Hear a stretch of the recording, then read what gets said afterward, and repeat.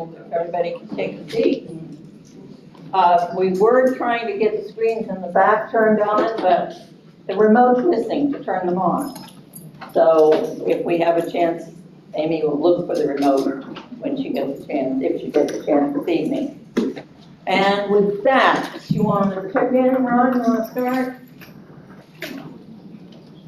I do. Good evening tonight. I just wanted to say I appreciate your patience and grace with my voice last week. I seem like I'm able to put a couple sentences together, so looking forward to that. We have Amy Desmore will not be with us tonight, and I believe that Brandy Macchia had called and said she's running late, but she intends to be here.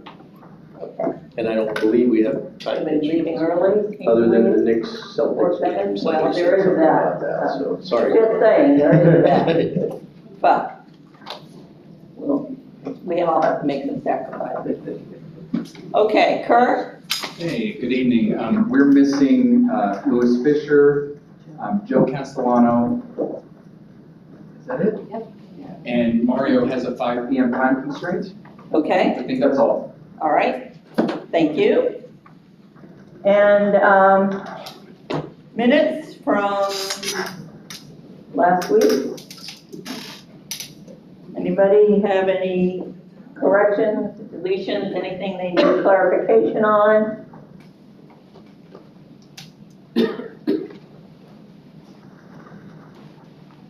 All right, I don't see any hands going up, so may we accept the minutes from last week? Great, thank you. Okay, I believe when we left here last Wednesday, yes, I believe it was Wednesday. Kevin, I see you grabbing for the mic. All right, that we were discussing Article 10, and we were doing mic. That we were discussing Article 10, and we had 7 options. People were going to go home, look at those options, maybe come up with something else, or at least review them and see how they compared with our interests that we had. And Kevin? So, did you put it in there yet? Okay, so Kerr's going to put the language from the FMTC and CCTC bonus language. He's going to put that in the folder, and I'd really like to look at that tonight. I could talk more in depth about that when we get to it. Where we got. For people who are in the audience and who Cape are Coral listening. Technical College and Fort Myers Technical College, those teachers are not able to earn compensation based on certification passage rate for their kids because they're outside of the K-12 program, much like if you're at South Fort Myers High School or any of the high schools that have kind of career tech ed, those teachers, like the welding teacher, earns a certain amount of money per certification that his students take. The post-secondary doesn't have that in statute, so those 2 administrators developed some language, and so I want to introduce that here. I guess, to answer your question around the idea of reflection on what was, kind of what was brought up. Do want to say, in my defense, I never promised a small number. But I've heard from a considerable amount of people since the last bargaining session, and really and again, I don't mean to make anybody angry, but I'm just going to say what has been expressed to me. That the biggest kind of descriptor of the board's proposal is divisive. It's probably the biggest detractor, and we can get more into that. The reason why that was probably the most described term from the employees that reached out to us since last Wednesday. I think that's kind of my reflection. Again, we're here to kind of work to meet our shared interests, and I know one of those is morale. And so, personally, I'm having a hard time feeling the morale perspective for the vast majority of employees based on kind of that. So I know my number was really big, and my number more typically kind of goes with the way we've done things in the past. So I'm going to shut up because I've said too much. Okay, thank you, Kevin. Ron? You Yeah, thank you. Again, I appreciate the opportunity to talk a little bit about, again, the reflection about last week and having some conversations again with even some folks from our special instructional folks that we want to talk about later. But I kind of want to revisit, again, the interest. And I know this is kind of something a little bit different than what we're used to in the past, where, the bargaining team had approached the board and we talked about a bargaining authority, and then we figured out, what to do within that. This time's been a little bit different. We kind of tried to focus on the interests that were brought to the table from both sides. And so I just kind of want to reiterate the idea and what's behind some of the interests that were presented that night from the management perspective. And I kind of want to go back a little bit, and pardon me for if I'm a little bit wordy tonight, but I didn't really get a chance to speak too much the last couple of times, so I'm going to get kind of a lot of what I wanted to say to be able to say tonight. I want to go back to the initial meetings that, my first kind of exposure to the turnaround committee and some of the conversations that were had there about, what we've done with turnaround committee over the years and how we've tried to at least implement some kind of compensation that would incentivize some of our teachers to go to schools that we've identified. And originally it was those schools we thought were at risk of being a D or F school. And again, I want to kind of caveat that. I mean, when we're talking about schools that are at risk for being D and F, the reason that they're D and F is because the majority of our students in those schools have struggled at passing the proficiency tests and to make them proficient at a certain level. So it still does drill down to, trying to identify who are what our most critical needs are in relation to the students that are in those schools. And, I heard throughout those meetings that in the past that, we've identified some schools, we've identified some criteria, but the process that was used to determine what that budget was kind of what I refer to as a residual budget. We took care of everything else, and then whatever really was left over then was applied to the turnaround schools. And so, on a regular basis in those meetings, we heard about the idea that these are some of our most critical needs within the district. Some of our children that we've identified have the most needs and are the most at risk for failure, really, and that we should be actually elevating some of those needs to the top to figure out what those schools and who those students are and make sure that we incentivize our staff enough to go there. And so, again, and I said this the other night, I'm really proud of the work that the groups involved did to identify those. We actually identified more schools that we determined to have the most at-risk student population with them. And we actually so we ended up with 10 of those schools that we identified as a committee to make a recommendation. We also identified 14 more schools that were just on the cusp of the criteria that we used. And we're talking about poverty rates and low proficiency rates within those schools. So some of our students that bring the highest poverty rates and their lowest passage rates on language arts proficiency. In 24 of those schools, 10 were determined to be the highest risk, and the other 14 were determined to be the next highest risk. And so the effort and the interest at this point is to make sure that we incentivize folks to be able, some of our teachers, to make sure that we fill all those gaps at those schools. I know we've talked about data, taking a look at some of those. I mean, currently we have in those schools 75 of those teachers in tested areas, 75 openings in risk level 4, 56 in the tested areas, 19 in ESE. At risk level 3, we have 113 openings, 77 in the tested areas, and 36 that are ESE openings. And so, again, thinking about that and our students within those schools and the risk levels that they have if they don't have a certified teacher. The state has released all kinds of data saying these are some of our most at-risk subject areas and some of the areas that are most filled by teachers that aren't actually certified in some of those areas. And so that's been another reason why we've addressed this and tried to make sure that we incentivize our teachers enough And we heard a lot of anecdotal data the last couple of bargaining sessions about the openings that Brandy Macchia has at her school and the number of applicants in primary grades as opposed to intermediate grades. And then we also heard from some teachers who really said, hey, this is a risk level. They have a band score attached to these.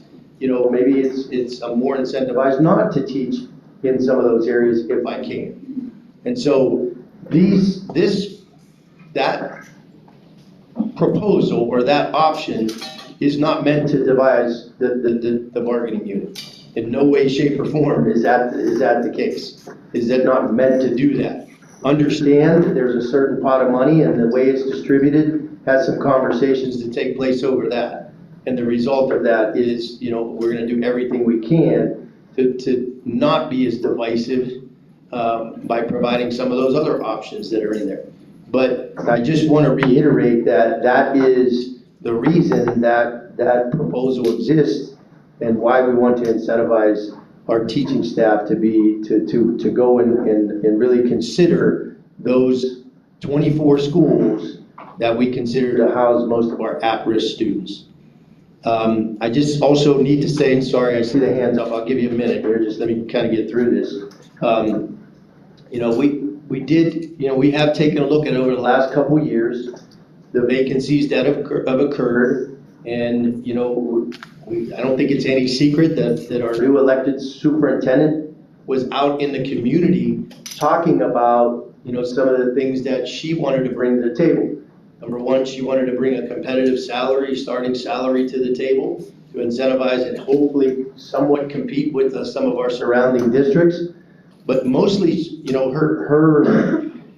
her initiatives included making sure that we have a certified quality teacher in front of every one of our students and to fill all those vacancies as quickly as possible. And in doing all this, we still have to maintain fiscal responsibility.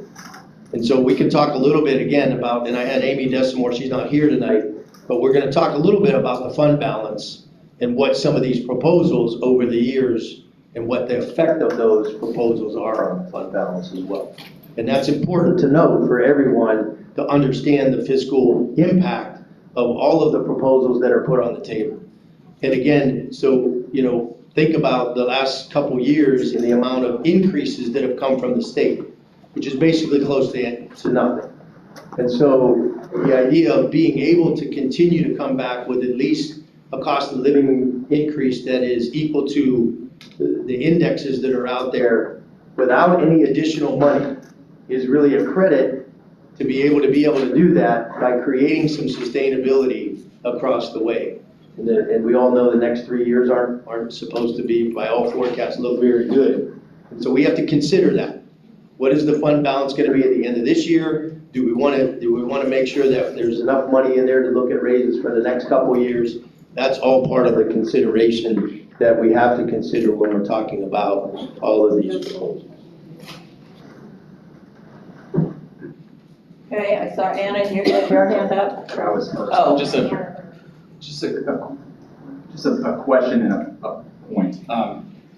For the minutes, I would like it put in the minutes, some of what President Daley commented about, just the things that we've heard, because there's a lot here about turnaround and everything.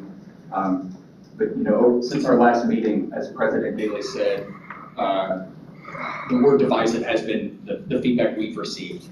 I know Kevin and I have received hundreds of emails, no exaggeration, hundreds of emails just in the last 5-6 days around the impact of the plan. I have put the language in the drive related to the CTE bonuses. I put a PDF if you want to link it, maybe that's the best way. And I'm curious, I guess my question about all this is, as I'm reviewing interests, I see employee morale, I'm cherry picking and skipping over some. Recruitment, retention, equity, manageability. Are you able to drill down to see who teaches what each section and compensate people accordingly? I ask this because we've all heard how unmanageable it is for the district to tell us which itinerants are at which school for certain days. And I get the PeopleSoft report twice a year, or twice a month. I see job descriptions. I don't see what people are teaching. So it's, in my mind, I would think it would be unmanageable to see that, Shay Pearson teaches one section of geometry and 5 sections of something else. And if that's the case, is under the district's plan, would that supplement for tested areas be prorated? And I guess I'll pass it down the line, Don. I'm not sure who's next. All right, Anna was next, but Ron, can you answer those questions he posed before we forget? We didn't get to that far within the compensation, and again, we talked about this. There is, kind of went through the compensation language and looked like, okay, so what needs to be added, and for more reasons than just what you just mentioned, Dr. Frazone, was that we need to have language in there that is prorated. So I did add that, but I don't think that's ever been really talked about. So all of those supplements that we have, or whatever incentives they would be prorated based on the time that you spend with those. Okay, that answer your questions, Carl? I think so. And again, that language for CTE is in the drive, and we can link that as an option if you'd like. Okay, How about option A? Yeah, if that's the next one in line. let's let Anna, Thank you. Anna? So I just want to touch a little bit about some of the things you mentioned with turnaround, as well as some of my concerns with the district's proposal. So looking at and I have kind of a couple notes here, so bear with me. Looking at the list of schools, in risk level 4, there are 9 elementary schools and 1 middle school. And then the other 14, there's 6 elementary, 3 middle, and 4 high school. So I'm going to speak a little bit about elementary because that's my world and that's where the bulk of the schools need the support. And I have heard, I'm going to reiterate what Kevin and Kerr both said, the divisiveness. Something that I mentioned the first night that this was brought up is kind of the equity between the tested subject areas and K through 2. If I do not have solid teachers in K through 2, that is going to make my job in 3, 4, and 5 extremely difficult. And I am concerned about the message that leaves to my primary teachers at those schools, with the bulk of the schools being elementary schools. Another thing that I think needs to be considered is many of the schools on this list are losing the 30 minutes for extended day. So I can talk about myself.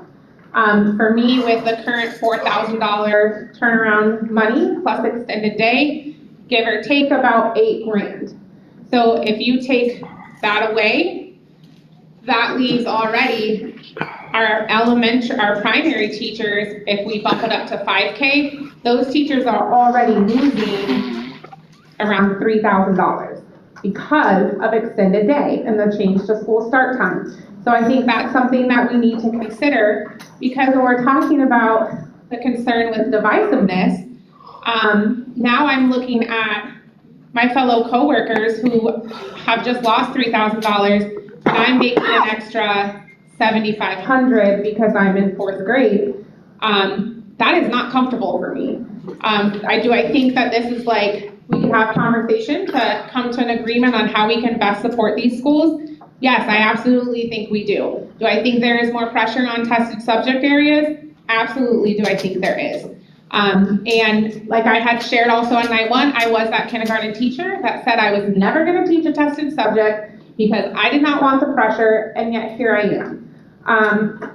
Some other concerns that I have are, okay, I'm in 4th grade, but let's say the math coach is coming in and supporting my classroom. The reading coach is coming in and supporting the classroom. Now we're putting a situation where we have quality coaches that are supporting these upper elementary classrooms that are not making the same amount of money that I'm making. And I don't want to be put in that situation, because when there's money involved, all kinds of things happen. And then my final thoughts are thinking of, we have 1 middle school and 4 high schools. So those tested subjects, if I'm teaching 6 out of my 7 in that tested area and I get the bonus, but then teacher next door only has 1 unit of that tested, do they get the same amount of money? Like, how does that work? And then I remembered one more thing, I promise this at the end. In the past, we did not want to, the reason we had transition schools is because we did not want to just yank that money away in those supports from those schools. So there are two schools that I am concerned with, East Lee County moving from 4 to a 3, and of course Island Coast High moving down I just want to make sure that we're coming up with a plan to support with maybe some sort of transition, so they don't have an even more exit than what they potentially can have. Okay, thank you.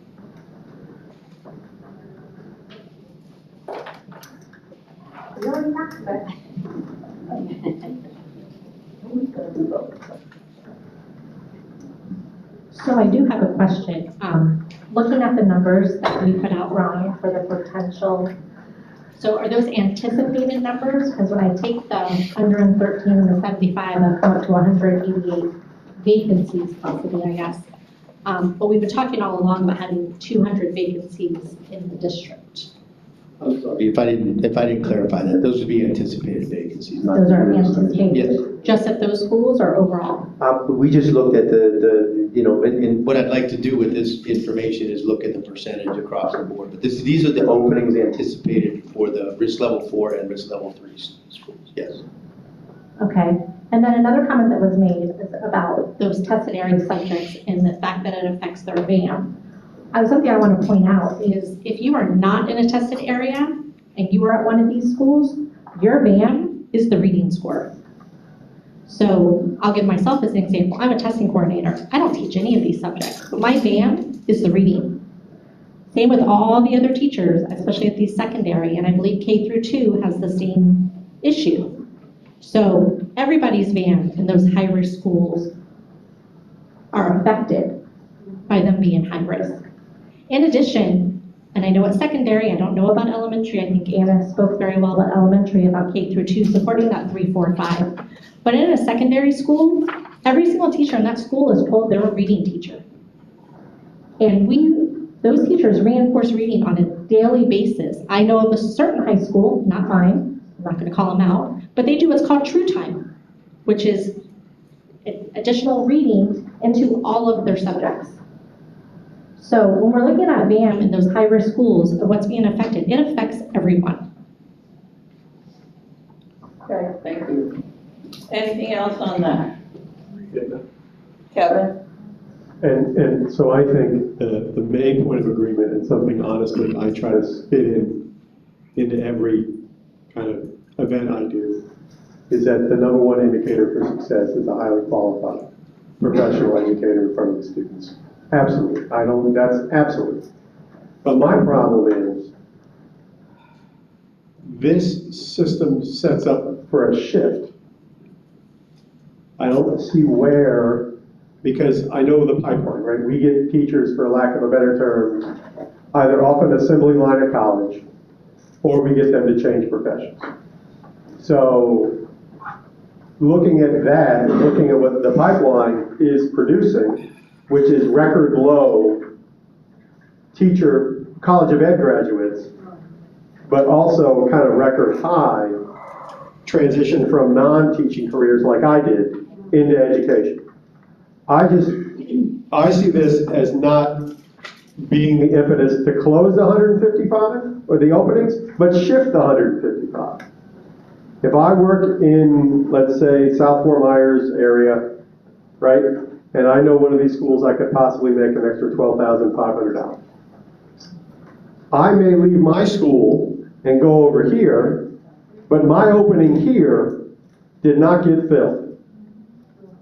So I'm not sure it's fixing it in that way, in that, yes, this may fill those positions, but everywhere else where somebody left will be open. And where are those people coming from?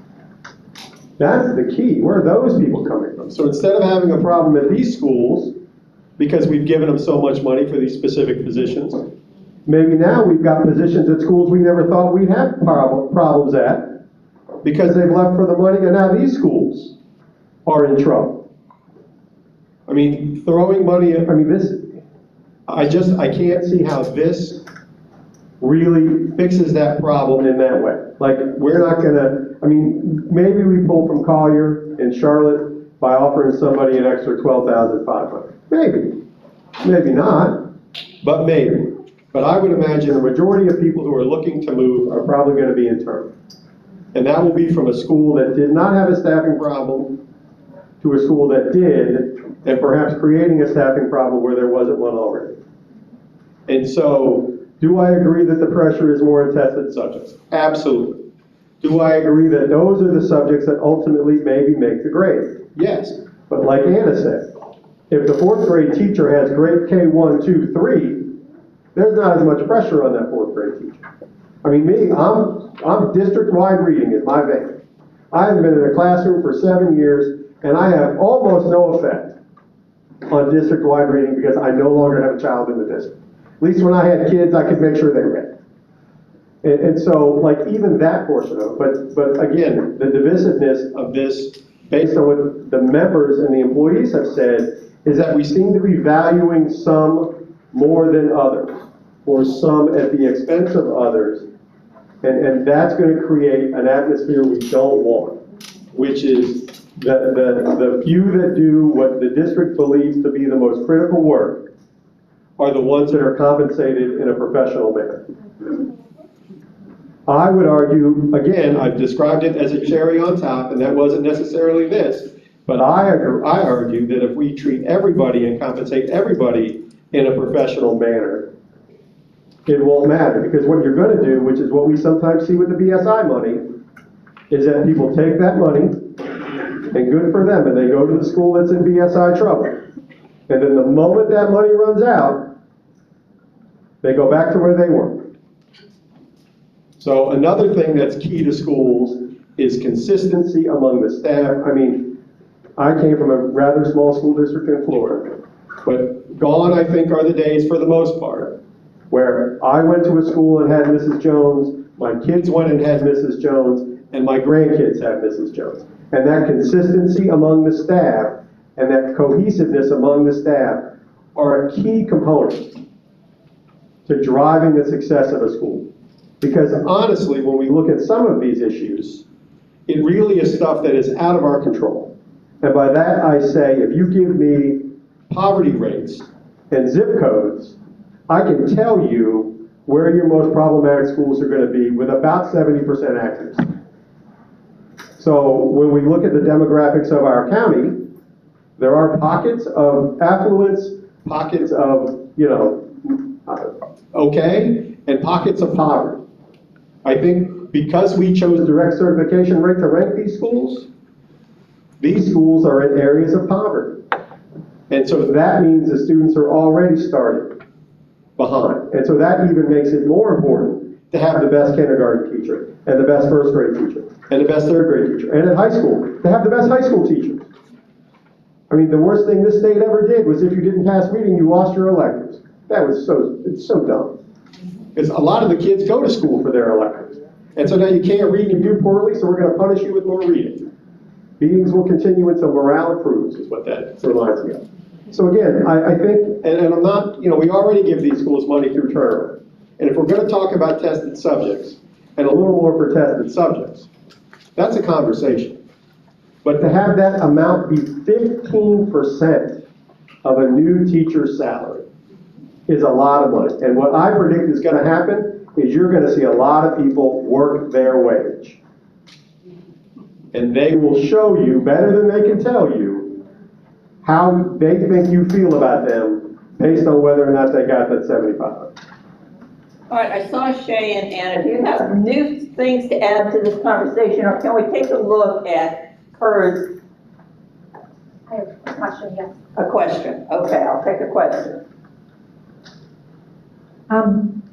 So I'm going to put something out there. So I'm a little disappointed that we're having this whole turnaround conversation when the turnaround committee, I feel like, hasn't completely finished their end, and we're not meeting again until Thursday. But we had a lot of conversation around turnaround, and we're talking about tier 4 and tier 3 schools.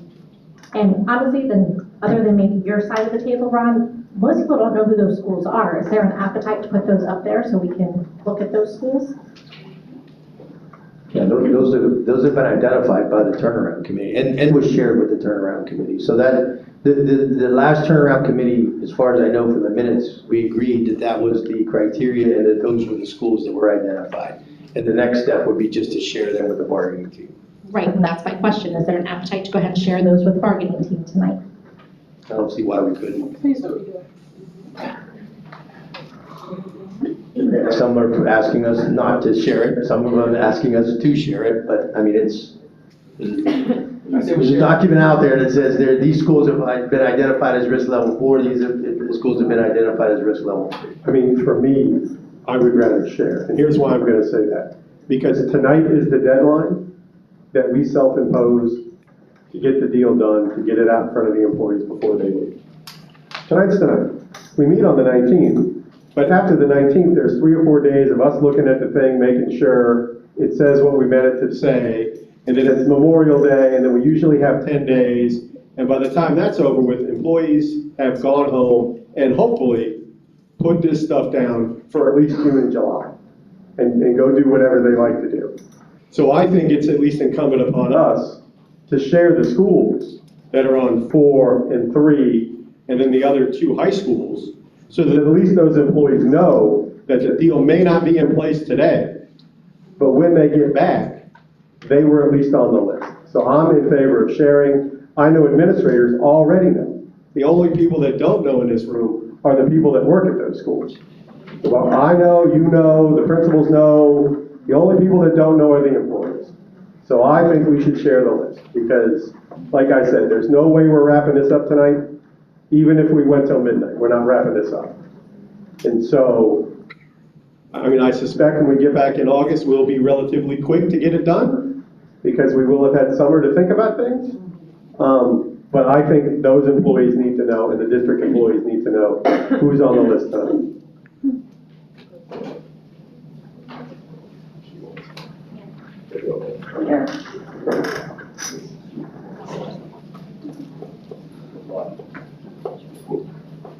Yes. Well, what I was gonna say, going back to our prior plans, Turnaround always had their own budget. It wasn't a part of the larger bargaining authority. It was separate. We had our budget there, and then it came to the bargaining table. But I'm just gonna reiterate, if we take care of everyone at these schools, then we wouldn't need, I don't think that there would be a need to have a special supplement. And my question is there an interest in the district to increase maybe the overall supplement amount and lower that tested subject area? Those are my questions right there. And I'll be happy to share the list if you would like me to. Yeah, we would be Fine. interested to hear if you have a option that you would like to present on that, we would be, we take a look at it. Okay, yep, we'll take as many options as you want to give us. Anything else? Yeah, before we get to the list, I just want to touch base and maybe caucus with my team here, just to have some conversations about that. Is there anything else that, there was one other issue that I wanted to bring before we, might as well get them all out, I think now, since we're talking about those, if you don't mind. No? Do you mind if I interject one more Yeah, go question ahead. that you can contemplate while you're bargaining, while you're caucus? This 4-year graduation rate also plays into the school grade calculation. So I'm curious what was your methodology from only including those at the high school for tested areas, if we're talking about the impact on school grade, and not just, I guess, everybody at the school, since everyone is contributing to the graduation rate? Yeah, I think that it was again based on the, the amounts that we wanted to get out on the first time around in relation to identifying these risk level schools. If you recall, for those of you that don't know, we talked a lot about high schools at that point because, the intent of the committee originally was, to identify those schools and students that might be at a risk of D or F.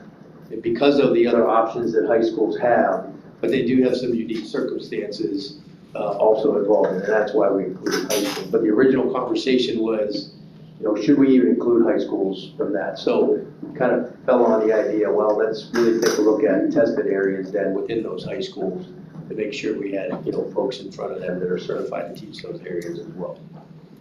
Okay. Okay. You had something else? Yeah, to throw so out? we did get a lot of, and we are listening. We did get a lot of feedback, again, on the pay grades. And so we've had many conversations about that. I know that was somewhat of a source of contention again, because I think two things, the newness of presenting at that point, what an open range pay grade actually looks like, and presenting it as an option at that point with 6 different pay grades that, kind of was a recommendation way back when, of what that might look like. And again, Kirsten is here and her team does a lot of work around market research, what other people are doing, what is those positions, not only within schools, but out in the world, for some of those positions, especially the special instructional positions, what do they pay and where should they fall in what pay range? And again, after having some more conversations, and even the idea of, 2 separate pay grades for teachers, we would amend the option that we have within the pay grades to look like this, and I'll get the ranges for you at some point. Amy's not here, but that decision was made just not too long ago, but which I would work on and can have that at some point. So all teachers would be in TO1, so that would be the teacher pay grade. So that range would be from the minimum from the 54.5 that we would be proposing, if that's where we landed, whatever the minimum that we decide through bargaining would be, that would be the minimum for that pay grade, up to the maximum, which, because we're talking about actually reducing some of the pay grades, we could extend some of those ranges out as well, which I don't have the specific data, which I will get ASAP to see how many then teachers would that be affected by a COLA increase and not just a bonus. Because by doing so, we could include more teachers in that COLA increase than we would just a bonus at the end of the pay grade by doing such. Ask a question. Yes, Sure. question, accepted. Thank you. So when you say extending the range, right now, your max figure is a 60% increase over the Min figure. Right. So are you talking about extending that range? Yes. Increasing it more than 60% so that folks that would be stepped out? I think that's one of the things we gotta look at, you know what I mean? Again, it might be at that point more than 60%, but that's the typical in an open range system, is that Yes, it is. 60% from min to max.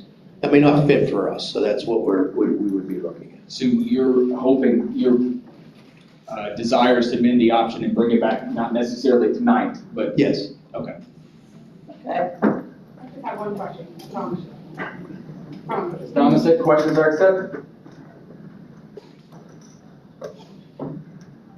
and before we caucus, we still need to take a look at the option that Kerr put up earlier.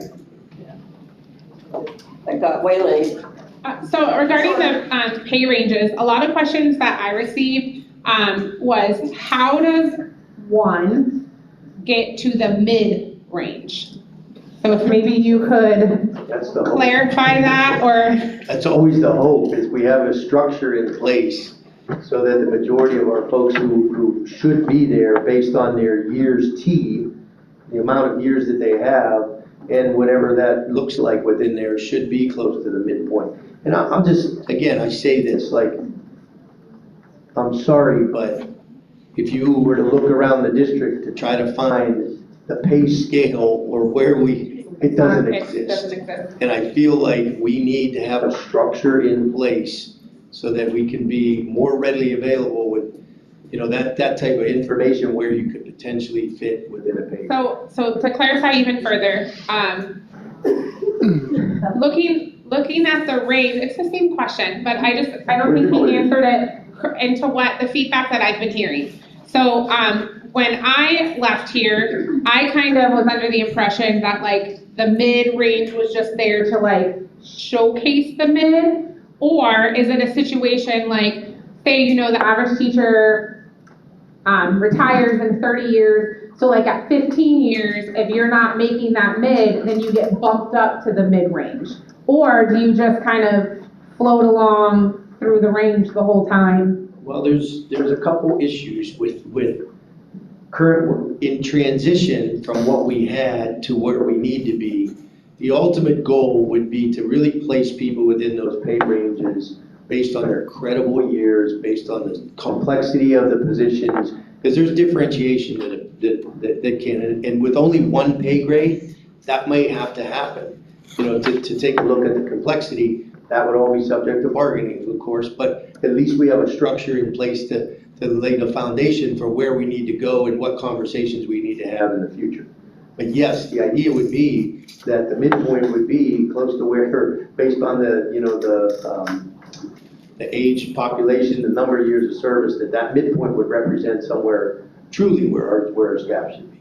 But we're dealing with the same with all of the other employee groups as well, that we've established the pay grades. Now we're looking at how do we get people placed accordingly. It really is intended to get us where we need to be and where we should be when it comes to salary, as far as the structure of that is concerned. Okay, before your caucus, can we take a quick look? Hold on, they're not done. He's not done presenting his thing. Which thing? You said the TO1. Yeah, I just said TO1, we got a couple more. We have TO2, which again, we're looking at where do we place all of the specialists and all those kinds of things. That's the list of people in the appendix in the contract that we currently exist. That again, when you click on their salary schedule, it takes you to that little calculator on the website that gives you years. So that would be a place where TO2, because most of those people make more than a minimum anyway because they have those jobs, that would be a completely separate pay grade to list them where they should fall. Again, that's based on what we've seen, what we currently have in the contract. So we would have TO1, TO2 for those specialist areas, and then TO3 would be where the majority of our special instructional folks would lie. So, we talked about 3 different pay grades and some complexity in relation to that. And again, I want to go back to saying the original proposal was based on market research of where they were at. It wasn't intended to be anything but that. So TO3 would be the counselors, nurses. Probably should present that at some point within the proposal, but I just want to give you an idea of what TO3 would be. The licensed mental health professionals, our social workers, nurses, counselors. We have school psychs and speech and language pathologists, board certified behavior analysts. That's based on the supplements that currently exist in the amount that they are. So there's a big difference between the school psychs, the speech language pathologists, and these board certified behavior analysts than they are. So again, I think the original, and I think actually Kevin was the one that brought it up, I think it's probably a good idea to start building those into the salary rather than supplements. And so because the supplements are intended to be work beyond the workday. And so by placing those large supplements into their own pay grade made the most sense at that point. So most of our special instructional would be TO3. Exceptions would be those with those, and again, that's based on certifications, clinicians, whatever those are, and why we pay them those large supplements would be the reason that they would be in TO4. And again, I can kind of lay that out. Thought there might be a question about that. Heather? Multiple, but I'm trying to keep it to the most pertinent. So have you already laid out what these certifications are and contact time with children? Are we talking billable hours for Medicaid? What is the criteria? You say market rate, but that's really interesting within our profession because every single job class within it's a vast array. You can't just say that because someone's an LMHP or a school site. There's a lot. And I'm looking at Kirsten to see what she put together, and hopefully we can get to the idea that she can share what she's gathered in relation to what that market rate looks like. But each packet that she had presented me over the last couple days and to the group is just very thick with all of those different certifications. So there's market rates for all of the different certifications within those job classifications as well.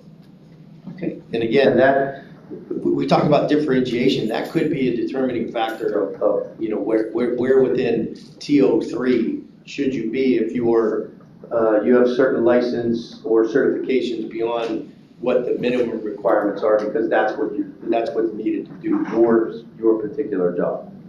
So what about also the value of different people that came in as teachers? Like there are plenty of, within that same special instructional, having a background as being teachers, that gives you a unique perspective within, as well as, are we now going to fix credible experience for everybody within special instructional?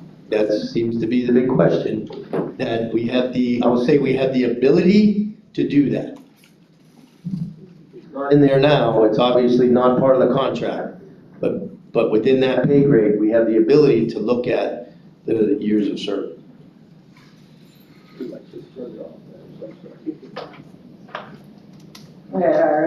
Well, and also I wanted to add, while we have market rates for each discipline, we also have to take into consideration the way that the school district utilizes those disciplines, because in fact, in terms of the school-based mental health teams, all of those disciplines are utilized very differently, and they're all responsible for the same type of roles and responsibilities and have the same risks and liabilities, every member in that mental health team, and they're all required, so we need to take that into consideration.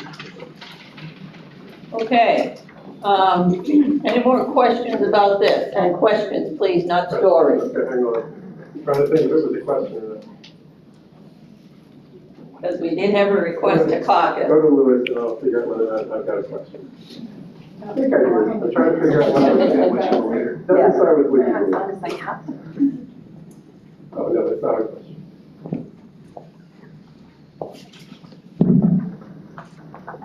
When you're categorizing teachers, was there any consideration, because we're talking about supplements and stuff like that, was there any consideration about those teachers where supplements are built into their job?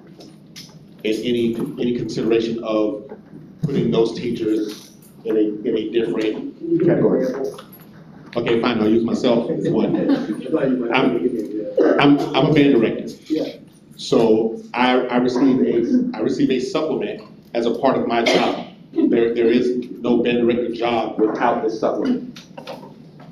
So, and I know that there was talk about moving away from that and actually including it in the actual pay. So if that's the case, then where would teachers like that fall in the? So I think part of the intent is, again, our contract says that the supplements are to be performed outside the regular hours of of whatever teacher takes, whoever takes those supplements, that work is supposed to. But we understand that, there is work that's built into those. And so we're really trying to stay true to what was put in the contract and, make sure that we're trying to reduce the amount of those supplements that are outside, because we know that a lot of folks have them built in. So the question would be, is there work that you're expected to do as a band director outside of your normal teaching duties? If there is, then it becomes a supplement. If there's not, then we have to figure out what that looks like and where it should be within the salary scale. I think the larger question would be, what is considered outside of their job description? Because that's the part that hasn't been defined, really truly defined yet. Okay.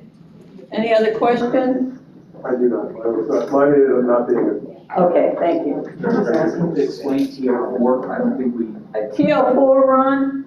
Can you explain? Oh, I'm TO4? sorry, yeah, so that's That's where we would separate the school psychologists. Again, so TO4 would be school psychs, SLPs, board certified behavior analysts. We also looked at, I think there's some specific supplements for OTs and PTs that could be put in TO4. So you have them in 3 already, that's why I'm asking. Yeah, they would be in 4. Three, 4, not 3, or 3, not 4? All right, so TO3, school counselor, school nurse, school social worker, foster care liaison, school social worker, homeless liaison, licensed mental health professional. Those are the special instructional, be in TO3. TO4 would be board certified behavior analyst, speech path, and school psych. Okay, Oh, I'm sorry, and PTOT in TO4.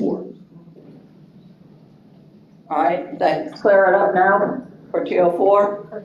Once it's corrected there, it will be corrected in my mind. All right, good. Jay, you have a question? I'm gonna form it as a question, yes. As soon as I find it. I don't have it. Oh, well, I got you.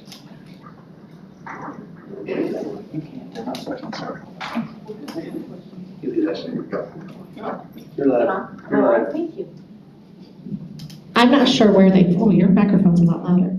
I'm not sure where they fall, but what about staffing specialists? That's my first question. I have a second one. That was not.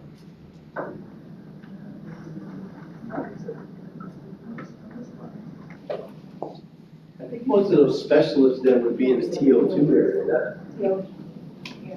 TO2? So maybe in TO2. Like, we try to look again at all those, at the appendix, that would be the supplements or different pay, on the different pay scale based on that appendix. Okay, I was just asking because someone had asked me. My question, and I'm not sure, I'm gonna try and form this as a question. When we're looking at the pay grades, and if we were to go into this type of model going forward, so if I heard you correctly, you said like a midpoint would be like hopefully at some point a 15-year person, Maybe right? on a 30-year career. On a 30-year career. Could be some, you should still, again, depending on the complexity or if there's differentiation. And I'll tell you, keep going on how. Because I guess my concern is like, we're looking at this, and if we were to do something like this, and we look at that midpoint, there's a lot of people at 15 years that are nowhere near that midpoint, but they would only get that 3% COLA, right? Right, oh, and listen, it takes, you don't transition. That was my question. Yeah. It's awesome.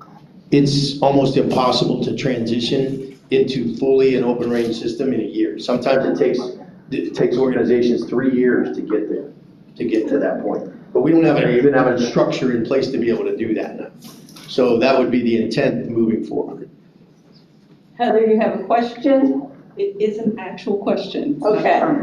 So, looking at TO4, if I'm understanding it correctly, it has to do with the specific certifications that these people hold. Is there a way for those that are in TO3 that also have additional certification to move to TO4 without becoming one of those job titles? I think that's always been part of that, but don't forget there's a range in there too that helps differentiation based on where you're placed possibly with those additional certifications. Because that can be part of the consideration for that. So when you We don't have that right now, but that would be the intent for how you implement that whole process. So would that become then a committee in which one we determined using whatever criteria to figure out where someone would be placed on this new model? I think we have a special instructional committee that we've been talking about needs to get back together, so that would be a good place for to have that conversation. Okay. Iris.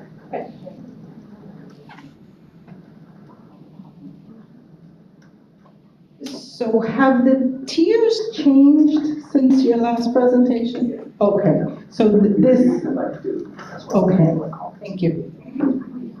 Okay. Kim, do you have anything else on the tiers, Ron? I don't think so. Okay. Not yet. Can we go back to the option that Kirk put at the very beginning of this session, please? So before they caucus, in case you need to talk about that as well, you can talk about that as well. I can disconnect and go back in so that. Donna, is that the Cape Coral technical? Yes. All right, so you put that at my behest. Okay. Because I don't have a computer. So as I expressed before, our teachers at those two fine institutions who teach adults are not eligible under state law for extra compensation based on passage of certification things through their degree, through their certificate program. The two directors at those schools talked to, through labor management, talked about an idea that they had, that Collier already has, so we're honestly just stealing from Collier, an idea that Collier already has, that they would like to propose extra compensation for instructors at those two schools based on passage rate of different certifications. Sorry, it also includes the Southwest Florida Public Service Academy. Sorry, but that's another one. Thank you, Kurt. So the rules were kind of simple. It was kind of work within your own budget, so that, you know, this is kind of outside of the school district regular budget, right? And this is kind of restricted to what those three centers have as their budget, and then kind of develop a plan, kind of work with your people and present it to us. And, you know, I said what I typically said, which is, it's your money, I don't care. As long as it looks fair and equitable and everybody has an opportunity, if it's your money, I don't care. They developed a plan, and hopefully by this time Amy can find it and I can stop trying to fill for her finding it.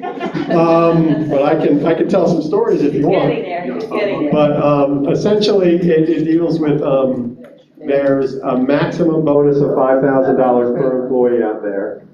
There's a Tier 1 certification, which is $25 for each student who, that led to the attainment of a Tier 1 Cape Industry certification. Then there's Tier 2, which is a $50 bonus, and a Tier 3, which is also a $50 bonus.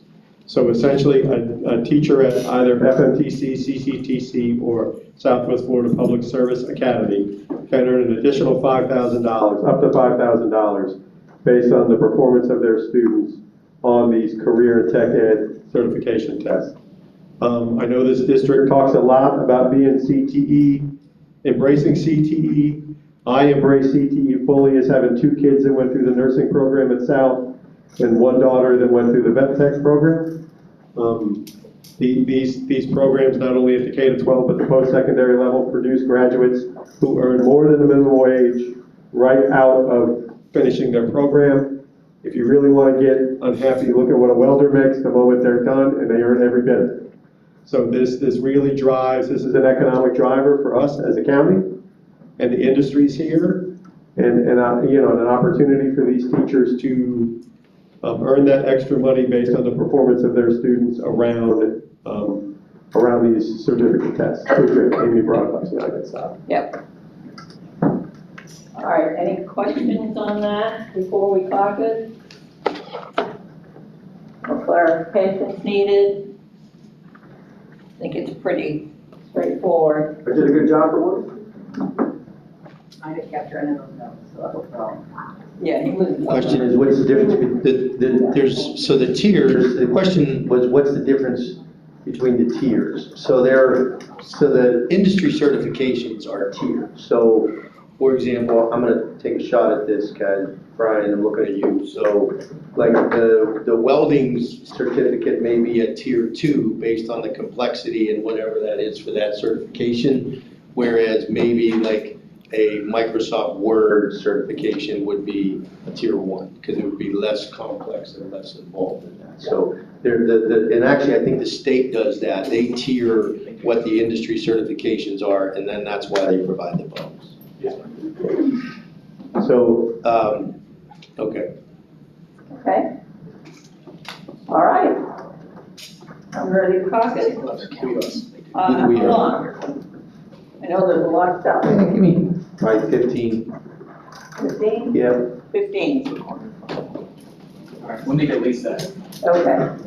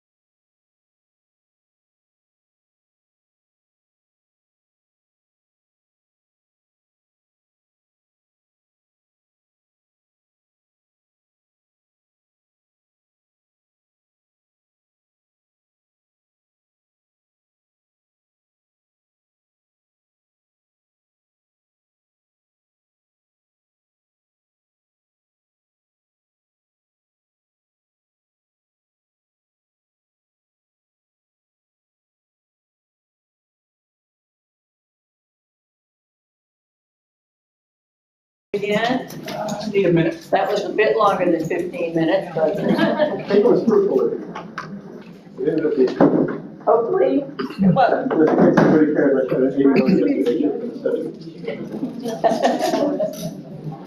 Ron. You count them all? What's that? Yes, I count them all. Red card and red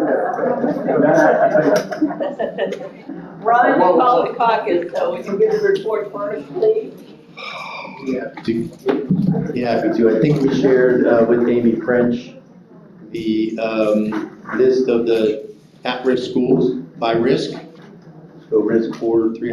We wanted to make sure that, because there unfortunately are a couple of different lists that are floating around there. There's the one basically with some of the risk 4s, but then we added those 2 special consideration high schools to make sure that they were placed appropriately. Yep. And there it is. And there it is. You want me to go through this? Or just kind of leave it, let it? So let me go back to, and just to reiterate, the criteria that was used to identify the risk levels for our schools.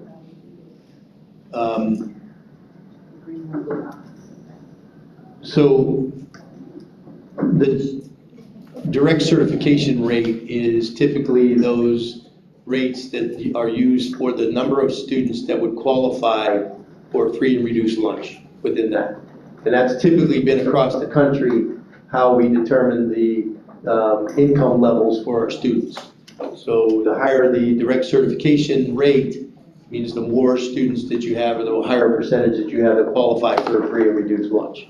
So most of the schools that would be, again, in this could be 75% and above of a direct certification rate. So that's one criteria that was used. The next criteria that was used is the what's called a percentile rank of those students onboarded in our schools. So onboarded is at elementary, it's the kindergarten level.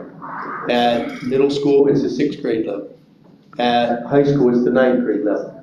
So it's the percentile rank over 3 years, so the last 3 years of students onboarded in those grade levels, and then it's based on their language arts proficiency scores. Not necessarily the percentage of students who scored proficient, but it's the percentile rank then of those buildings in comparison to the other schools in the district. So for example, a school may have 5% of their kids that are onboarded in kindergarten that are proficient in ELA according to their PM1 data. But there might be 17 or 18 schools below that 5%. And so their percentile rank would seem a little bit higher. And that's how that's calculated. It's the percentile rank of that school onboarding of students that are ELA proficiency rate. So so for proficiency rate rankings, the rates of proficiency, the range is anywhere from less than 1% to the highest, which is 19%. So it's not like we're 0 to 60 and those kinds of things. There's a compressed range of the proficient students that are on board at that point, especially in kindergarten. 19. Okay, anything else out of your caucus? Well, yeah. So that is just the criteria that was used. And so we dumped all of this criteria and percentile ranks, and then we worked on looking for, where in the distribution then of those schools, where were the cutoffs? And so these are the criteria. So we have 10 schools at risk level 4, 9 of those are elementary, 1 of them is middle school. Oops. That's all right. At risk level 3, we have 14 schools that have been identified. I believe there are 8 elementaries, 3 middle schools, 4 high schools. Is that right? 7 elementary, 4 7. middle, 3 middle, 4. And 4 high schools. And then you can see there the risk level 2 and risk level 1 schools. So in our options, So in risk level 4, those teachers would receive the additional compensation for them being identified as a, what we consider a, not impact, targeted school. And then within those schools, then in the tested areas and in self-contained ESE, would receive additional compensation. In the risk level 3s would be those tested areas for instructional impact and ESE self-contained. And then we talked about the other night adding in for ESE self-contained classrooms an additional compensation across the board for even risk level 1 and 2. Do I add up your option 5? I thought we presented that the other night, but if it's We not. did talk about it the other night, but I don't know if it was added. The presentation. Yes. Anything else, Ron? Oh, yes. So we had a discussion about BAM. I don't know if you had some questions about that. So you got my voice on. I got my voice back a little bit. You may lose it before the end of tonight, I'm taking but you advantage of it know. because it might be gone by the end of tonight again. So I think we had some clarification. We talked about BAM scores. So the difference, and I think we have to kind of make sure that people understand, and again, in tested areas, what the difference between a state VAM is and a district VAM. So the state only allows in those tested areas what they consider based on student performance. So when the district looks at their value added, there are measures that are added to the value added. And maybe, I'm looking at Dr. Shaker, but I got a tutorial on this back there. So student learning objectives and things like that could be added to that. And then the rest of the people within the building that all get a district value added score. It's not a state score. But it's important to note that all of those district value added scores are based on the state value added scores. So in essence, if we have a 4th grade teacher teaching math and all of the other folks, teaching, we'll use reading because everybody's a reading teacher. So if a 4th grade teacher is teaching reading, anybody who is assigned to the reading score, the reading value added measure, would be assigned to that teacher's state value added measure. Can I clarify? Oh, I was hoping you would. So thank you very much.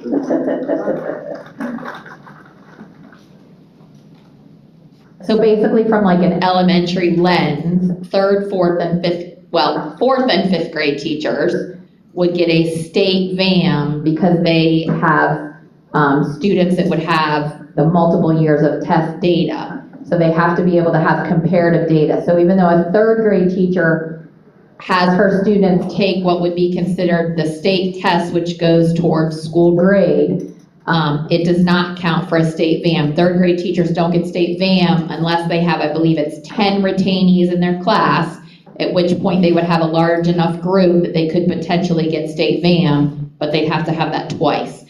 So your 4th and 5th grade teachers get state VAM, but then if you have, let's say, a math coach in the building, or let's go with a reading coach or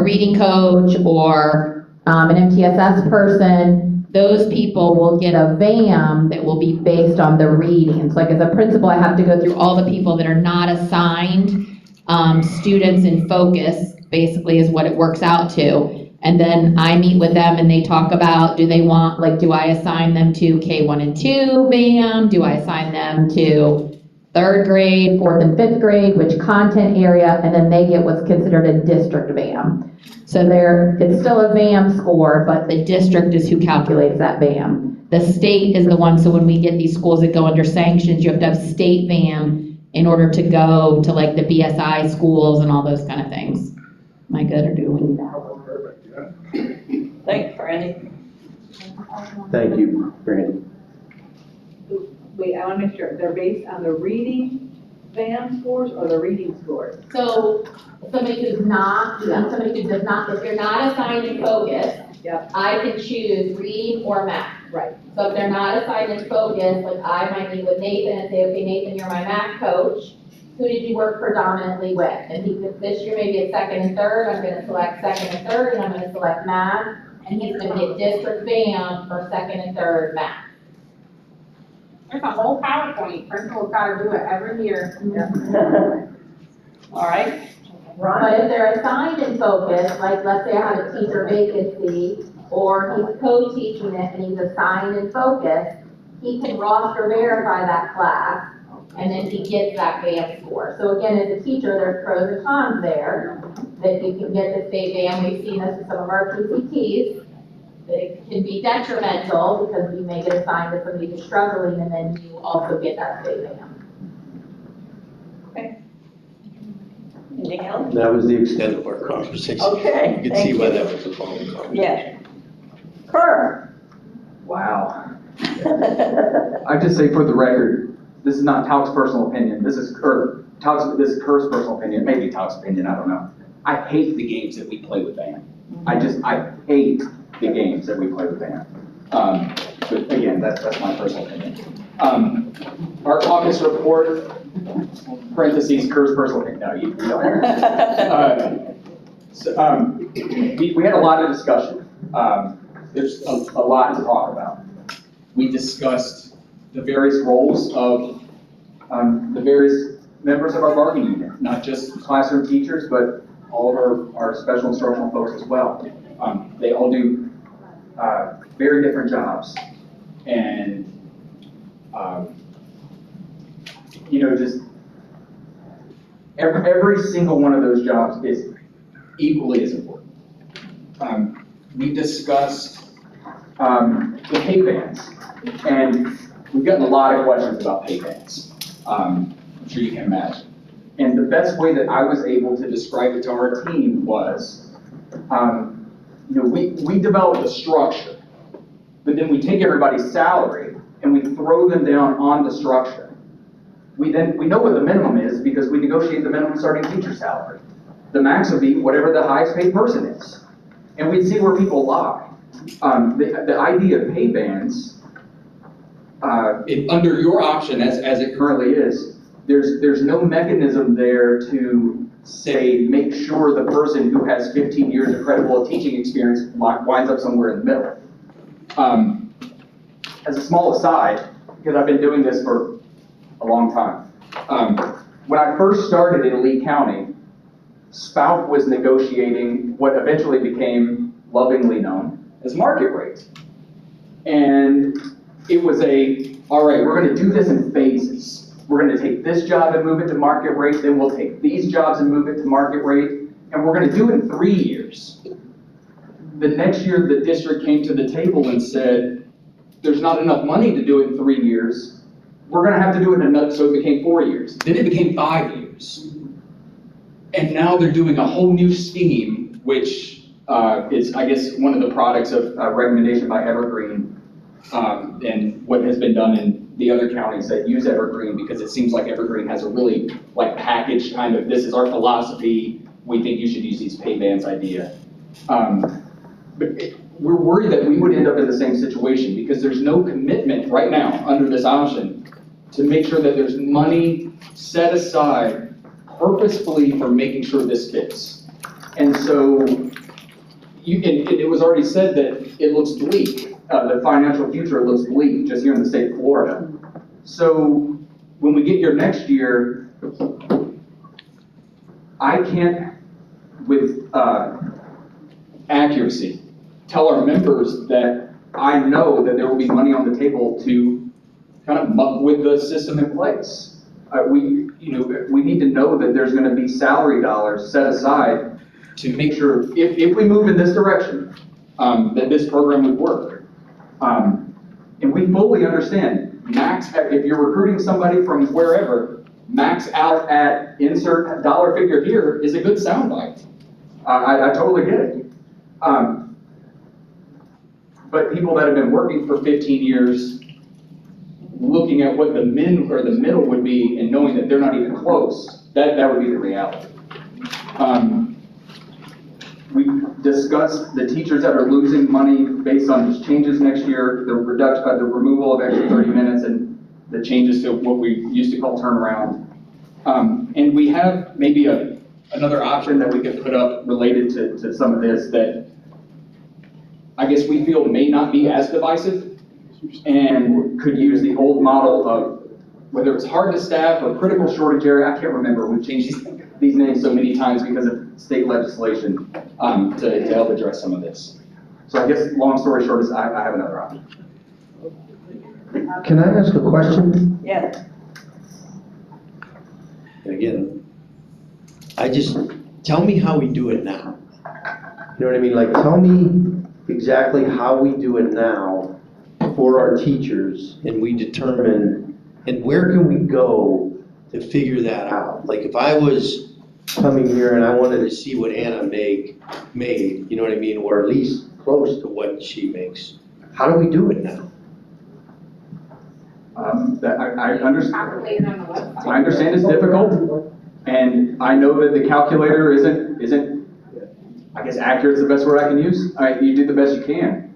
I mean, it's a product of changes in Florida law since 2011. And last year, I think we floated some sort of idea to move, because we can't say the S word, we can't say steps. I mean, good God, I was looking at Polk's contract, and I think they have 50 or 60 different rungs. I'm trying not to say steps.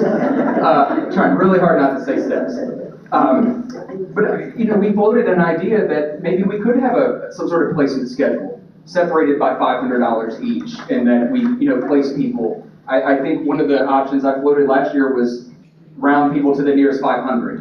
And even that's divisive. If some people may get $1, some maybe get $499, but we at least get people to some sort of semblance of, what to use some predecessors' language, what a credible year is worth. We tried to get it so that there was a difference of at least $500 between these years, so that you knew that doing 1 year for the school district of Lee County meant that year was worth insert dollar amount here. And I think that would be where we would maybe need to go from here. Kerr, you want to give your I guess I can. option? I think Amy's ready for it. Sure. So I'm gonna, Anna, Shay, if anybody can help me if I misspeak, I'm trying to read through my Do I need spreadsheet. bullet points to answer my question? Are there multiple parts, so I would need bullets? Yeah. So we have for risk level 4, a supplement of $8,000. Risk level 3, plus the 2 high schools identified, $5,000. Tested area. Area for risk level 4 and 3,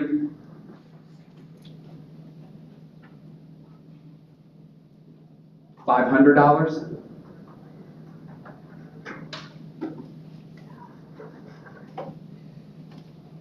I lost my place. Self-contained for risk level 4 and 3.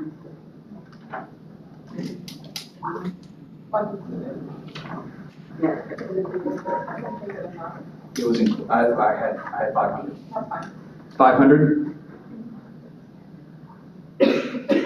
In this plan, we would like everyone who works at the school to be eligible for this. So if you're an itinerant and you work 1 day a week, you should get 20% of the money. And not wait till the end of the year to receive that. And the last piece would be self-contained ESE for risk levels 1 and 2. I'm sorry, Amy, I got ahead. No, I was just trying to figure out how I would word it. No, that's fine. Okay. Risk level 1 and 2, self-contained ESE, 3,000.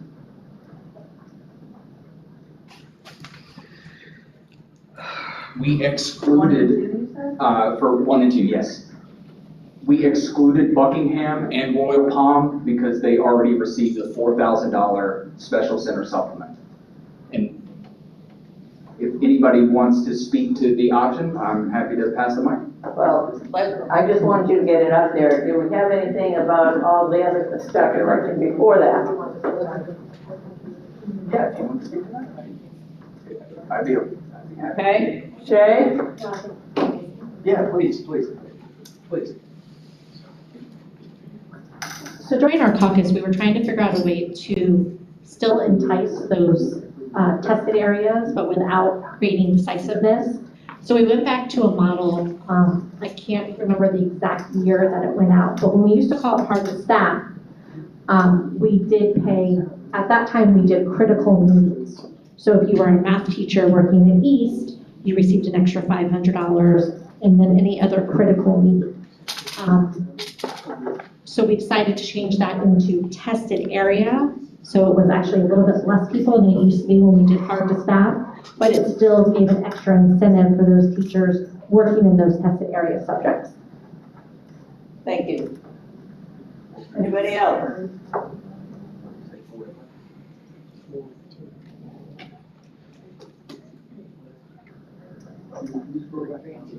Randy? I just wanted to clarify, we're just kind of talking that the tested area though is school grade tested area. So Whatever was maybe defined as one and last two week. are correct, that's what Whatever was I defined as last week. perfect, just wanted to verify. Okay, Same criteria. no, we're good, thanks. Any class that gives a test. Can we get it per Yeah, test on we you. get? We test a lot. All right, Per test. anything else? Kevin? Okay.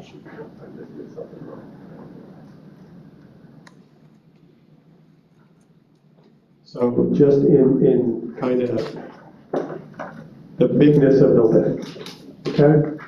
And I haven't done the math on the new one because I haven't seen a men, mid, and max on the new, like 4-tiered instead of 6. But if we look at tier 2, the midpoint is $73,351.49. So assuming that's everybody at 15 years, currently the 15-year employee average is $58,837.20.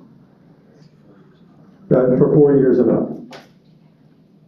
So that means, so we're at 15, oh, sorry, he's got it. Midpoint TO2 is what? 73,000? Yeah, 73, 340, 351.49, but I'll give you the 49 cents.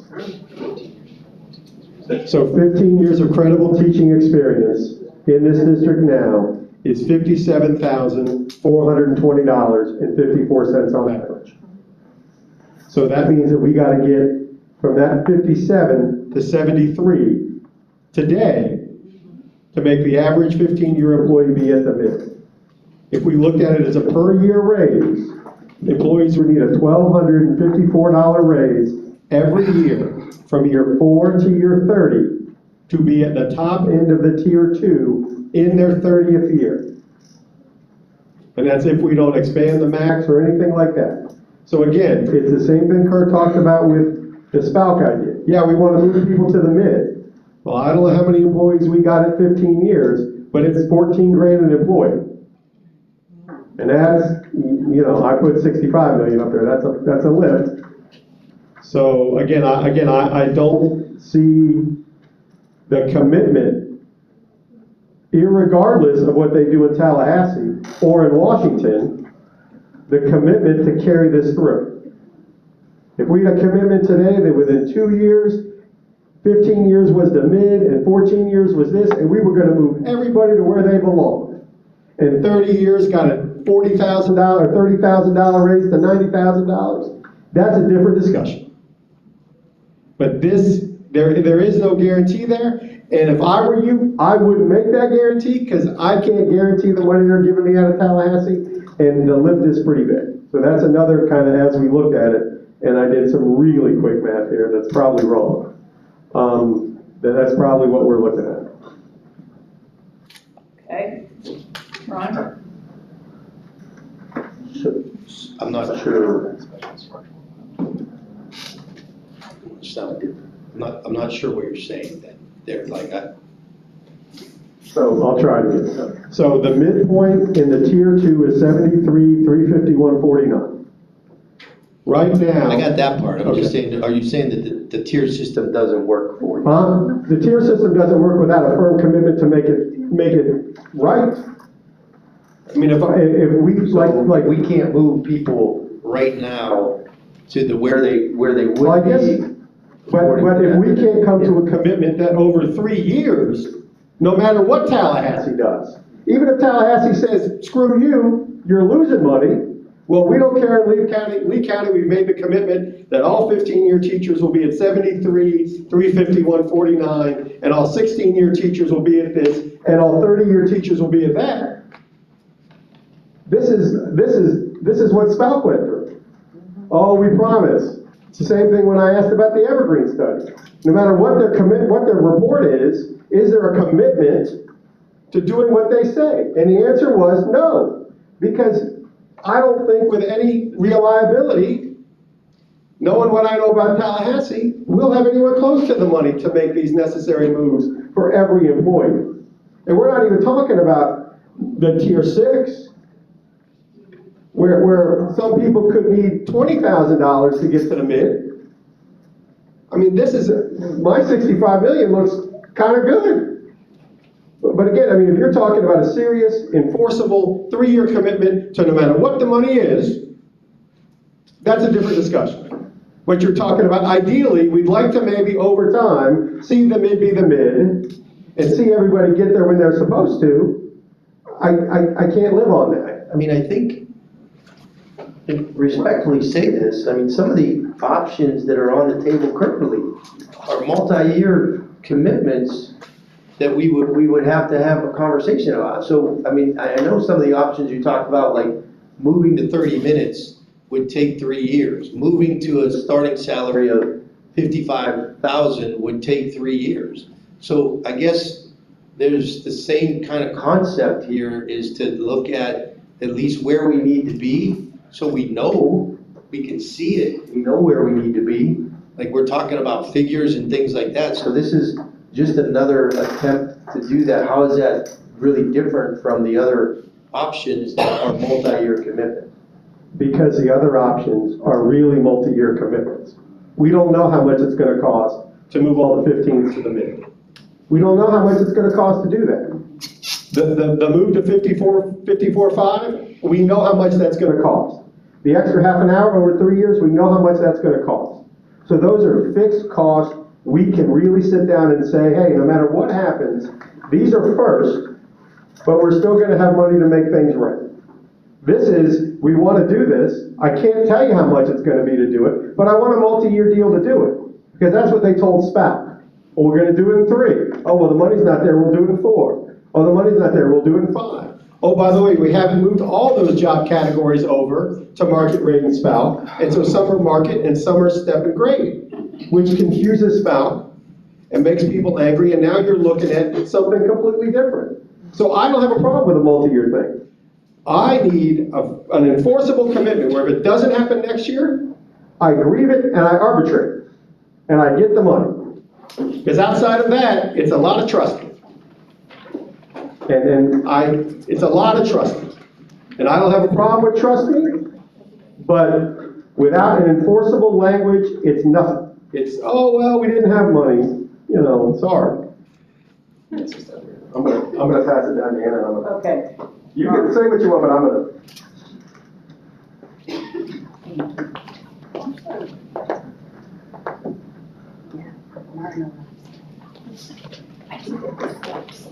Okay, I wish we had the PowerPoint from last session that kind of talked about the different pay grades, because I know you've talked about how you guys have kind of adjusted it a little bit, and I think having that visual is also really helpful.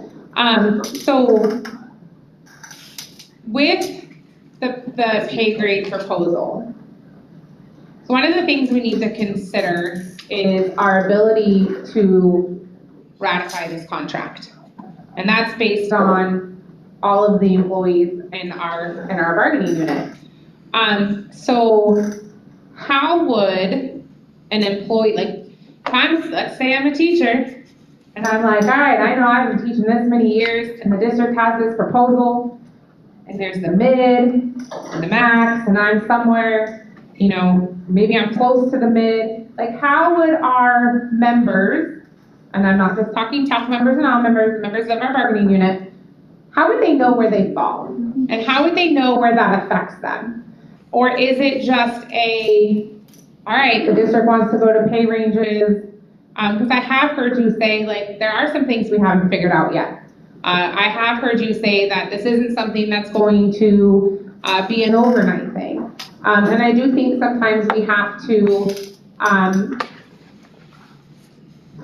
to take steps in the right direction for the better need of our future employees.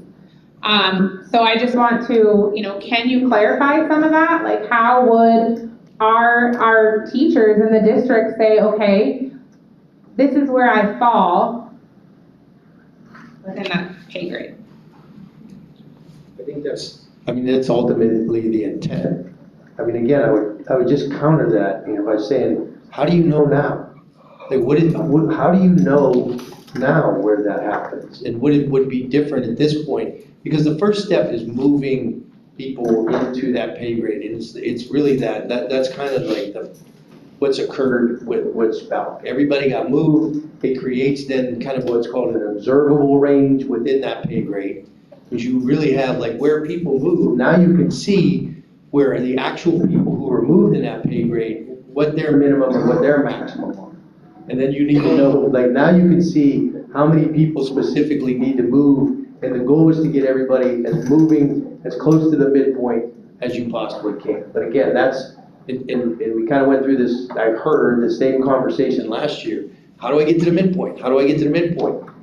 That's the goal at some point, but you can't do that until you do the other things. And I guess again, so how do you know now? Like what is the same question you just asked me, where do I fall? Okay, how do you know where you fall now? From my perspective, it doesn't really matter to me where I fall because I'm on my own pay scale. So I don't care if I'm not in competition with anyone else. I'm on competition with myself. I work hard to make sure that I am becoming a highly effective teacher because that's the world that I've lived. I've only ever been a teacher post 2011. So that's all that I ever have done. So whatever, I see people all the time, they're like, I've been in the district this many years, I only make this. I think there is a large inequity. That's why before I asked, we used to look at, when we talked about compression, we used to be able to look at the years, and we had this beautiful little diagram, and I know Amy said that it's because so many people are annual contract teachers now that we really just can't look at it in the way that we used to before. We used to be able to say, hey, people that have been teaching for 13 years are really a lot lower than they were compared to, years 10 or years 14. And so we would do something special for those ones. I don't think anyone really knows, but it's important for us to, as we're talking about something unique, what that all means. I can look at the district proposal, or I can look at our proposal, I can say, okay, I'm in years this is my salary, I'm gonna multiply this by, 8%, it's gonna be, I can calculate all of that stuff, because I can look at the proposal where, I think for me, looking at the pay grade and saying, okay, I'm floating somewhere along in here, but I don't know if there's a lot of meaning behind it, and that's something that, the teachers wanna know, what is it that I make? If that makes sense. I saw Iris and Shay, I don't know who had their hand up first. Iris, do you want to answer her question first, or? Said that Anna actually asked the question.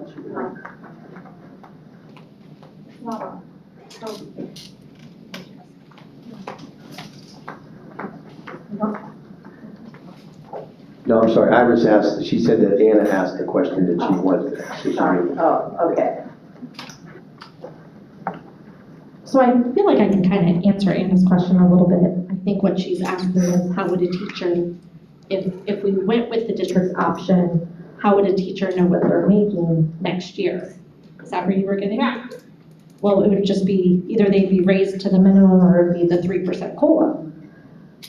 Right, so it's no different. Okay, so I, Depending on what's negotiated, that's where you. yeah, depending on what's open, exactly. So I want to say something about the pay ranges. I don't think it's a horrible idea.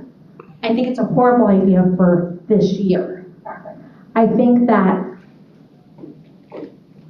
if this would have been August, and we were able to negotiate starting in August, and maybe something we could look at next year, and you guys could move everyone to whether they're a TO1, TO2, T whatever, and you could look at what their pay is and where, and their years of experience, and we could look at what it would take to get them to where that minimum, midpoint, and max is. And we could figure out the dollars it would cost to move them there or to move them in that direction to where future teachers, future and people coming into our district would then know how they were going to move. I think it's a great idea. I just feel like right now, it's too much, too soon, too late. So would that be an option, Jay? Just to remove the pay grades in its entirety. Or with a guarantee for discussing it next year? So I think for me, we can say at this table, hey, let's act like we want to agree to this. Let's act like it. Let's not do it. Let's act like it, and let's throw everybody on the chart. Because we can do that. And that answers our question, right? Let's act like we've agreed to it and throw everybody on the tiered chart, even though I'm going to tell you, I'm still fundamentally opposed to my job is more valuable through compensation than somebody else's, and we're all in the same bargaining unit. I'm fundamentally opposed still. But let's throw people into this. Every employee. So when we come back next, in the 19th, right, we say, these are how many employees with 15 years, this is their salary, this is what it would take to get them to their mid. We're assuming the quarter pole is 7.5, the 3/4 pole is, 22. And so like, it's theoretical. So let's act like we're gonna agree to it. Let's see what it is, because like Anna said, ours is, I can figure it out. I'm getting 1,500, I've worked so many years, I'm getting this percentage, cool. This is, well, I got 15 years, I make 5,700. The chart says I should be making 73. Right, and the option this year is if you don't get moved up to the base of your tier, to only get 3%. So when are we committed to making that traction, to that makeup? Because if it takes $10,000 to get to, or $15,000 to get the average mid person, the average 15-year to the mid, if I give you 3%, that's 570, 570, and 570, that's 1,700 and change. I'm still a lot short. There's going to have to be a year where we do more than 3%. And that's what I'm saying. If there's no commitment to make that happen, and if it takes many years, I get it. We don't get much money. We've got to use clutter, and we've got to use a firm to make this happen. It is what it is. So I say, let's throw them in there and see what those numbers are and what the cost is of moving everybody to where they need to be outside of the 3%.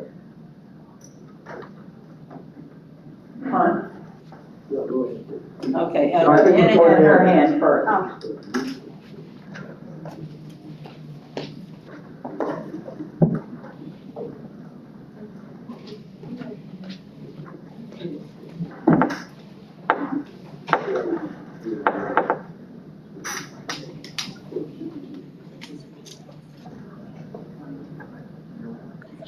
So, here's kind of, and this is where like my thought process goes. So let's say, and where I know we're just kind of using 15 for the midpoint as kind of like a midway thing for our discussions tonight. But let's say an employee is able to, especially during the move, an employee moves, already is making more than that mid-range before year 15. Would that employee then never get anything until year 15, like I'm just worried about compression. Like say you make more of that at year 12 or year 13, you're now at the midpoint, are you now only waiting and then it's creating more compression, or is it kind of going to take away from all of the hard work you've done to kind of make sure you're always getting those pay increases thus far in your career? Just lots of Yeah, different conversations. I know, and I appreciate the question and kind of what I've learned over the years about the pay ranges is that I think we automatically assume that since there's a 30-year career, that at 15, you're at the midpoint. Right. But you have to take into account, again, where people fall currently. Again, some people may come in with a higher starting salary, so there are years to get to them. You have to take a look at the observable range first to see where everybody falls. You can't just assume that somebody would be at 15 years is at the midpoint, even within that system. So it doesn't necessarily work that way. So that's why you have to start with where people are at and where they fit in the pay grade, and then determine what you look like to move people towards that. Because, if you have somebody right now that, let's just say we did it this way. Like, let's say hypothetically, we said, okay, we decided on a 3% COLA, we did some of those adjustments for compression, we did the new starting salary to bring people up. All of that would be taken into consideration, and then they would be placed on the range at that point. So some of them may actually be, equal with, somebody who's at 5 years might be equal to somebody that's at 12 years. So to get somebody to move up towards the midpoint would be a lot different, and you wouldn't automatically do that because they weren't placed the same way on the range. Isn't that just compression all over again? Well, It's absolutely, when you first place them, it absolutely is compression. But you revealed actually what the compression really looks like. I mean, that's what we were able to discover when we moved Spout over to these ranges, is the amount of compression. And so now, we're in bargaining now, and I'm not going to talk about that, but their interest is certainly addressing compression. And we, we have a mutual, feeling to be able to do that. So that's based on where the pay ranges were established, but you have to first move them over.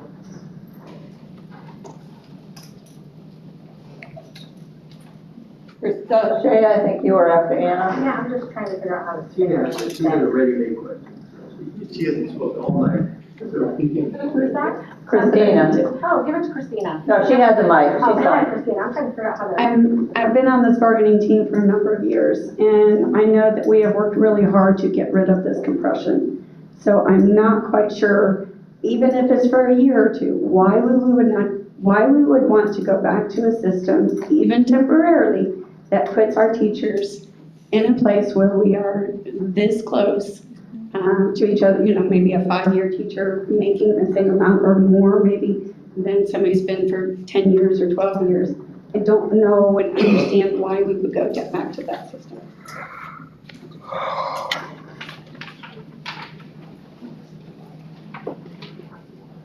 You want to answer that, or Shay, are you ready? No, I'm good. Okay.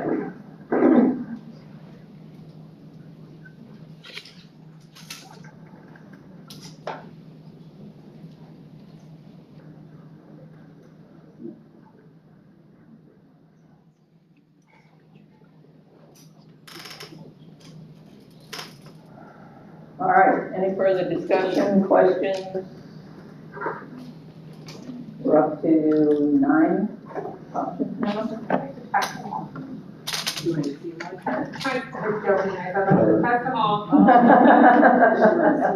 I guess for next time, for me, Yes, sir. I guess I need to understand on the FMTC, Southwest, Public Service Academy, CCTC, kind of why the district doesn't believe it's coming out of their budget. Promise. Do you have an answer for that? I don't. We said next time. I said promise. Okay. It's probably Amy to do the acclaim. Okay. And I do that, which is why I said next time. I put him on the spot enough tonight. Okay. Ira.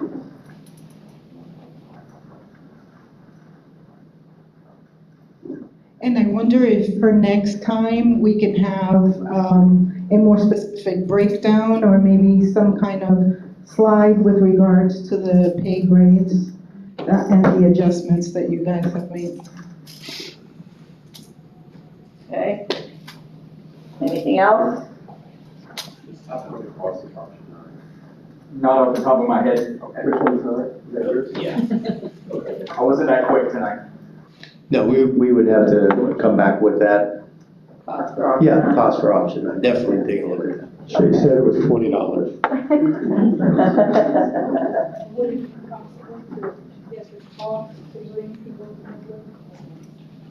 Again, we haven't done a very good job articulating how that works, because there's still a perception out there, I think, based on the questions and the comments, that like a year of service equals, you know what I mean, the movement on there. And so I think if we actually come back with the visuals and say, this is how it works, then that would be a better, then you could really make a more informed decision about whether or not you like it or not. Okay. Anything else? Any other requests for next time? Kurt? Piggyback on your answer, it makes it, I'm trying to do that In real time, but there's a lot of factors that are in play because people work different contracts. And so if you're working 216 days, it artificially inflates the average salary. So it looks like, according to my data, for 0 years of credible teaching experience, the average is around 62.3. And I know that that's a little skewed because you have folks like RRTC that have a different pay structure. You have folks that are, not just in the classroom teacher job description and working different days. And so as I was looking at averages to try to plug them into the scale, the average salary starts rather high and decreases until you get to about year 17.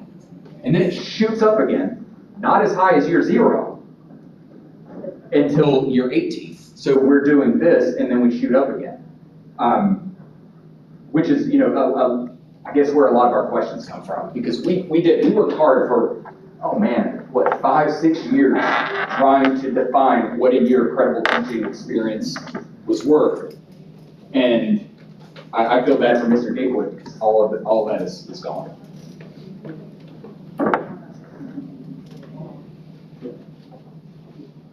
Okay. Anything else? Nothing for me tonight. Well, with that, Donna, yeah. I think we need to, on the 19th, start thinking about calendar in some August. Okay. Not tonight, but. All right.